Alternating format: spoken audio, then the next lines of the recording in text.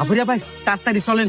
শোনেন, আপনি নিয়ে যেতেছে আমার বাড়িতে, এর আগেও মেলা কত সাপুরিয়া নিয়ে গেছি, কেউ ওই সাপ ধরে পারে নাই। ওই সাপ খালি আমার মুরগির ডিম একবারে খায়া সাদা বাজে ঢালে দেয়, আমরা একটু খাবার পারি না। কিন্তু আপনি তো নিয়ে যেতেছি মশাই, বুঝছেন?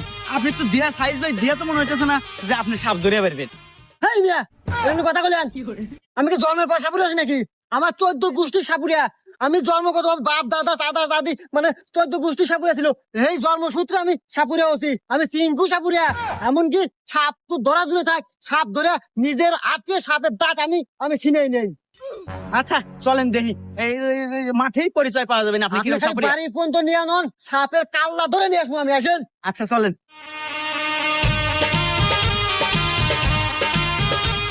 এই আমি গন্ধ পাইতেছি, সাপ তোর বাড়ির এই কানিতে বাসা বাঁধছে।